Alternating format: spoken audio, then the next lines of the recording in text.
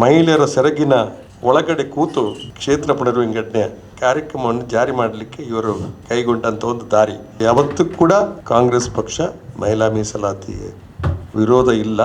ಅಪಪ್ರಚಾರ ಮಾಡಿ ಜನರ ದೃಷ್ಟಿಯಲ್ಲಿ ಕಾಂಗ್ರೆಸ್ನ ಮೇಲೆ ಗೂಬು ಕೂರಿಸ್ತಕ್ಕಂಥ ಏನು ಪ್ರಯತ್ನ ಏನಿದೆ ಅದು ಖಂಡಿತ ಸಫಲ ಆಗುವುದಿಲ್ಲ ಅನ್ನುವಂಥದ್ದು ನನ್ನ ಅಭಿಪ್ರಾಯ. ನಮ್ಮನ್ನ ಮಹಿಳಾ ವಿರೋಧಿ ಅಂತ ಹೇಳಲಿಕ್ಕೆ ಈ ಪ್ರಧಾನಮಂತ್ರಿ ಇನ್ನೇನೋ ಅಷ್ಟೋ ಜನ್ಮ ಬಂದರೂ ಕೂಡ ಅವರಿಗೆ ಸಾಧ್ಯ ಇಲ್ಲ ಅನ್ನುವಂಥ ಮಾತನ್ನು, ಅದೆಷ್ಟೋ ಜನ್ಮ ಬಂದರೂ ಕೂಡ ಅವರಿಗೆ ಅದನ್ನು ಮಾಡಲಿಕ್ಕೆ ಆಗೋದಿಲ್ಲ.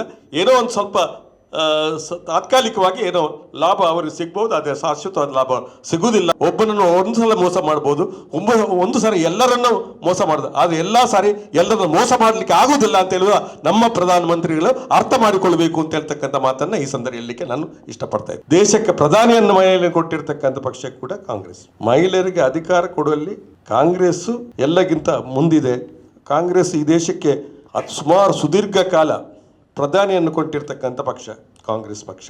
ಪ್ರಥಮ ಸ್ಪೀಕರನ್ನು ಕೊಟ್ಟಿರ್ತಕ್ಕಂಥ ಪಕ್ಷ, ಪ್ರಥಮ ರಾಷ್ಟ್ರಪತಿಯನ್ನು ಕೊಟ್ಟಿರ್ತಕ್ಕಂಥ ಪಕ್ಷ, ಈ ರಾಜ್ಯಗಳ ಪೈಕಿ ಪ್ರಥಮ ಮುಖ್ಯಮಂತ್ರಿಯನ್ನು ಕೊಟ್ಟಿರ್ತಕ್ಕಂಥ ಪಕ್ಷ.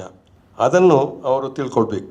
ಪ್ರಥಮ ರಾಷ್ಟ್ರಪತಿ ಕೊಟ್ಟಿರ್ತಕ್ಕಂಥದ್ದು ಕಾಂಗ್ರೆಸ್ಸು, ಪ್ರಥಮ ದೇಶದ ಸ್ಪೀಕರನ್ನು ಕೊಟ್ಟಿರ್ತಕ್ಕಂಥದ್ದು ಕಾಂಗ್ರೆಸ್ಸು.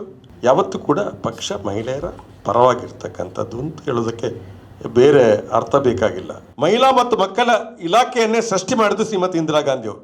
ತಮ್ಮ ಗಮನಕ್ಕೆ ನಾನು ತರ್ತಕ್ಕಂಥದ್ದು ಸ್ತ್ರೀ ಶಕ್ತಿ ಕಾರ್ಯಕ್ರಮವನ್ನು ಈ ರಾಜ್ಯದಲ್ಲಿ ಬಹಳ ದೊಡ್ಡ ಪ್ರಮಾಣದಲ್ಲಿ ತಂದಿರತಕ್ಕಂಥ ಸರ್ಕಾರ ಅದು ಕಾಂಗ್ರೆಸ್ಸಿನ ಸರ್ಕಾರ. ಸ್ತ್ರೀ ಶಕ್ತಿ ಇವರು ಪಕ್ಷದಲ್ಲಿ ಒಬ್ಬರು ಅಧ್ಯಕ್ಷ ಆಗಿದ್ದಾರೆ ಅಂತ ಕೇಳಬೇಕು, ಇವರು ಪ್ರಧಾನಮಂತ್ರಿ ಆಗಿದ್ದಾರೆ ಮಹಿಳೆ ಅಂತ ಕೇಳಬೇಕು. ನೋಡಿ, ಪಂಚಾಯತ್ ರಾಜ್ ಮಸೂದೆ 73-74 ತಿದ್ದುಪಡಿ ಬಂತು. ದುರ್ಬಲ ವರ್ಗದವರಿಗೆ ಮೀಸಲಾತಿಯನ್ನು, ಮಹಿಳಾ ಮೀಸಲಾತಿ ಮತ್ತು ಪರಿಶಿಷ್ಟ ಜಾತಿ ಪರಿಶಿಷ್ಟ ಅದು ಇದ್ದಂಥ ಒಂದು ಮಸೂದೆ ಆಗಿತ್ತು. 73-74 ತಿದ್ದುಪಡಿ ಪಂಚಾಯತ್. ರಾಜೀವ್ ಗಾಂಧಿಯವರು ಲೋಕಸಭೆಯಲ್ಲಿ ಮಂಡನೆ ಮಾಡಿದಾಗ BJP ಅದನ್ನು ವಿರೋಧ ಮಾಡಿ ಅದು ಬಿದ್ದೋಯ್ತು. ಹಾಗಿದ್ರೆ ಇವರು ಮಹಿಳೆಯರ ವಿರೋಧ ಅಂತೇಳಿ ಆಗಿನ ಕಾಲದಲ್ಲಿ ಯಾರು ಮಾತಾಡ್ಲಿಕ್ಕೆ ಹೋಗಿಲ್ಲ. BJP ಮತ್ತು ನಾವು ಕಂಪೇರ್ ಮಾಡಿದರೆ ನಮ್ಮಲ್ಲೇ ಜಾಸ್ತಿ ಸೀಟ್ ಕೊಟ್ಟದ್ದು. ಅದು ಕೂಡ ನಾನು ಅಂಕಿಅಂಶ ಕೊಡ್ತೇನೆ. ಅದು MLC ಚುನಾವಣೆಯಲ್ಲಿರ್ಬೋದು ಅಥವಾ ಶಾಸನಸಭೆ ಚುನಾವಣೆಯಲ್ಲಿರ್ಬೋದು, ಲೋಕಸಭೆ ನಾವು ಕೊಟ್ಟಷ್ಟು ಅವಕಾಶಗಳನ್ನ ಜನರಲ್ ಸೀಟಲ್ಲಿ ಮಹಿಳೆಯರು ಕೊಟ್ಟಿರ್ತಕ್ಕಂಥ ಇತಿಹಾಸ ನಮ್ಮ ಕಾಂಗ್ರೆಸ್ ಅಲ್ಲಿ ಇದೆ ಅನ್ನುವಂಥದ್ದನ್ನು ಅವರ RSS ನಲ್ಲಿ ಯಾಕೆ ಮಹಿಳೆಯರಿಗೆ ಒಂದು ನಾಯಕತ್ವ ಕೊಡಬೇಕಲ್ಲ, ಕೊಟ್ಟಿದ್ದಾರ? ಅದು BJPಯಲ್ಲಿ ಅಧ್ಯಕ್ಷರಿಗೆ ಕೊಟ್ಟಿದ್ದಾರ? ಬೇರೆ ವಿಚಾರ ಬಿಡಿ, ನಾವು ಅದನ್ನು ಕೊಟ್ಟಿದ್ದೇವೆ, ನಾವು ಎಲ್ಲವನ್ನ ಕೊಟ್ಟಿದ್ದೇವೆ. ಹೆಣ್ಮಕ್ಕಳ ವಿಚಾರದಲ್ಲಿ ಕಾಂಗ್ರೆಸ್ ಯಾವತ್ತೂ ಕೂಡ 100ಕ್ಕೆ 100 ಮೊದಲನೇ ಸ್ಥಾನದಲ್ಲಿದೆ ಅಂತೇಳಿ ನನ್ನ ಅಭಿಪ್ರಾಯ. ಕಾಂಗ್ರೆಸ್ ಪಕ್ಷ ಯಾವತ್ತೂ ಕೂಡ ಅಥವಾ ವಿಪಕ್ಷಗಳು ಯಾವತ್ತೂ ಕೂಡ ಮಹಿಳಾ ವಿರೋಧಿಯಾದಂಥ ನಡವಳಿಕೆಯನ್ನು ಮಾಡಿಲ್ಲ. ಯಾವತ್ತೂ ಕೂಡ ಮಹಿಳೆ ಪರವಾಗಿರ್ತಕ್ಕಂಥದ್ದು. ಮೆಜಾರಿಟಿ ಇಲ್ಲ ಅಂತ ಗೊತ್ತಿಲ್ವಾ? ಗೊತ್ತಿತ್ತು, ಯಾಕೆ ಮಾಡಿದ್ದು?